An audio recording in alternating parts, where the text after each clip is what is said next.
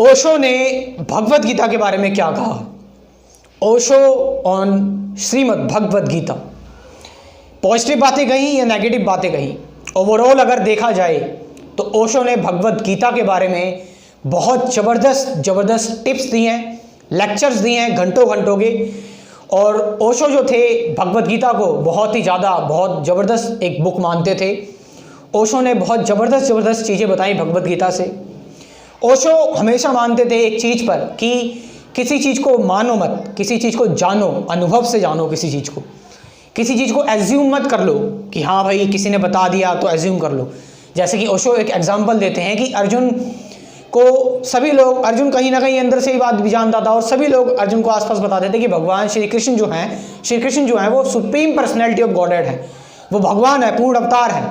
लेकिन अर्जुन तो जो होता है वो भगवत गीता में देखिए आप फिर भी किस तरह से क्वेश्चन पूछता जाता है, इंक्वायरी करता है, बार बार क्वेश्चन पूछता है। उसके क्वेश्चनों की जो अंदर तृप्ति होती है, वो उसकी सीकिंग जो है, उसकी जो वांटिंग है, उसकी डिज़ायर है, वो सारी की सारी चीज़ें वो भगवान, ऐसा नहीं कि भगवान उसको बता दे रहे और वो एज्यूम कर ले रहा है ठीक है भगवान ने कहा, नहीं, वो भगवान श्री कृष्ण को ना भगवान मान रहा है, कुछ नहीं, बस वो अपने डाउट क्लियर कर रहा है।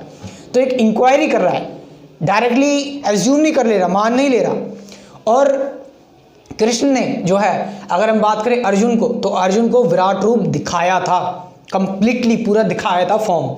ये नहीं कि अर्जुन से कह दिया था कि मेरा विराट रूप ऐसा है, इस तरीके का है, इस तरीके से वर्णन कर दिया था, नहीं, पूरा विराट रूप जो है वह जब भगवान कृष्ण ने अर्जुन को दिखाया तब जाकर अर्जुन को जो है वो एक बिलीफ जनरेट हुआ, एक यकीन जनरेट हुआ। और तब तक ये सारी की सारी चीज़ें कहाँ से हुई?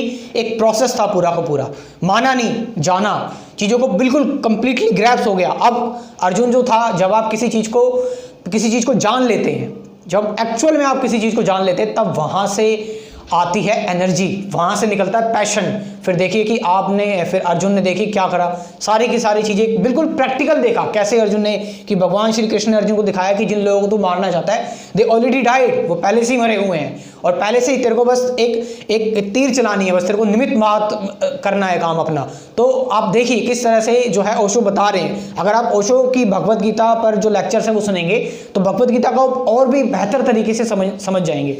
और बहुत ज़बरदस्त चीज़ें बताई हैं ओशो ने भगवत गीता के बारे में। आपका इसमें क्या कहना है, कमेंट करके ज़रूर बताएं। Thank you very much.